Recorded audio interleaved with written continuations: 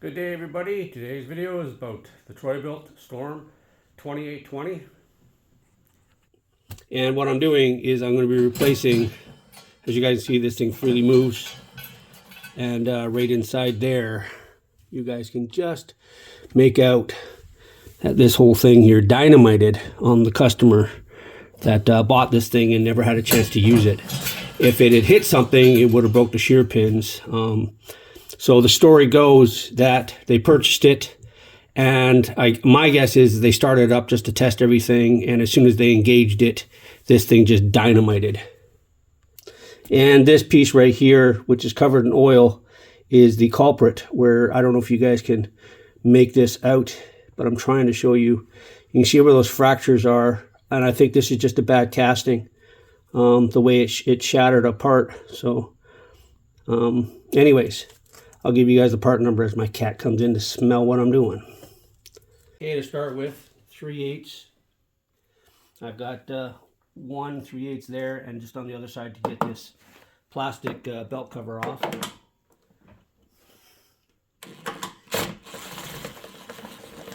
That one's out. It's already kind of loose.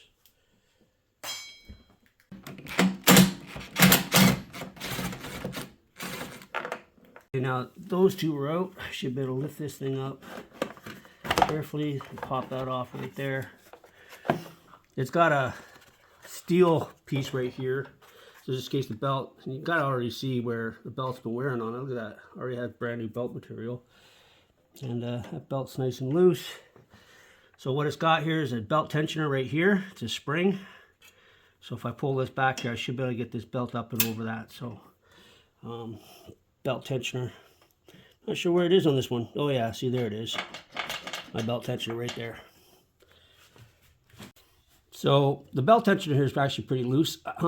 So I was able to just pop this thing off. So now that's off and loose. That should be good. Now what I've got to do is I'm probably gonna take these off, and then I've got to get the two bottom ones down here loose. So because I do have to take off this chute. The bolts right here are 7/16. So, and there's 2 on the other side there. All right, same thing here. Get these guys here loose. I'll have to reach around on the inside to push these out so that they will continue to loosen off.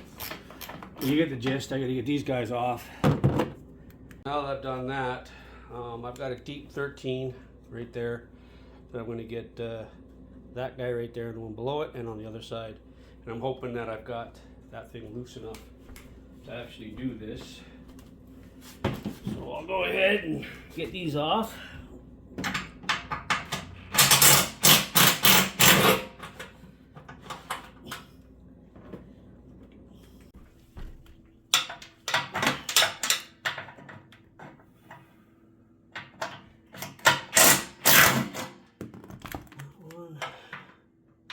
And this might actually tip on me, so she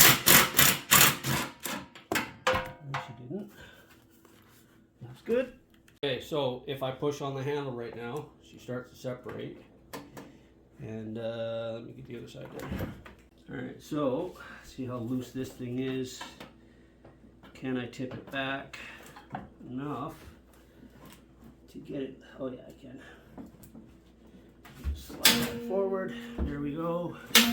Now we're loose. Alright.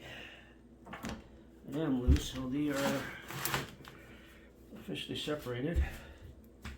Oh, don't tell me that spring is. Will you look at that? Oh man, they put that spring there. Look at that. Hold on. Saying this is actually the chute that goes right there. It just fell off. I didn't realize that was actually 2 pieces. It just slides on that. Oh yes, that actually makes sense. I don't know why I didn't think of that, but this is obviously the engagement spring to actually engage the clutch. So get that off. Now that's free. Now that's there. This is now completely separate. And what I've got to do now is tip this forward and break this off. Okay, so grab this, tip this up. get sorry, get that nut right there. Now that I've got access to it, go ahead and get it off.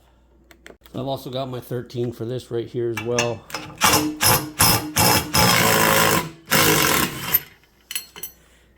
Get that out. Oh, they've got Loctite on that thing. That's red Loctite too. Go figure. So that's the belt keeper there. I should be able to pop this straight up. There we go. That's off. Now that's going to be the bearing carrier. Sorry for the volume, guys. Anyways, that's going to be the bearing carrier, which I should be able to slide this out actually once I get this. So that's going to go there. So what I've got to do now is take the two side bolts off the side there for the auger itself. Once again, 13.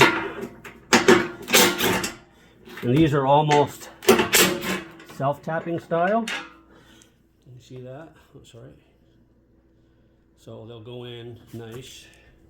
So I'll go ahead and get the other side. I get this side here. Again, because this thing's brand new, that auger should be completely loose now. Now let's see if I can actually pull this thing up and out, just like that. That's the beauty of having something brand new. So now what I've got to do, I'm going to get these cotter pins out because I've got to take this whole thing apart. And obviously, I got to take these clips off right here, which keeps everything on. So I've got to take that snap ring off, take all this stuff off, and I'm going to put the part number for this assembly right here, which comes with a new gear case. Now that you guys can see it, hold on. So right here, I don't know about that worm gear. Actually, that one looks okay. So like I said, that piece that blew up in here blew the whole casing apart on the customer, and they returned it. So that's why this whole thing has to be replaced. So right now, I'll put the part number for this assembly on here, right there. So if you guys have the Bilt 2820, this is the part number for you. So once I get this thing all apart, all I have to do is do the exact opposite and get everything back together again. So with that being said, thanks for watching. I hope you guys found this video helpful and informative. And obviously, I've got a bunch of parts now that I've got to store away. So I'm not sure when I'm going to get that part, but I've got to order it. So once again, part number right here for you. And don't forget to like, share, subscribe. And if you guys want to see me do the reassembly, which is just backwards, let me know. But in all honesty, it's just the exact opposite of what I've done. So thanks a lot for watching. Please like, share, subscribe. As always, leave a comment. And I will see you guys in the next one.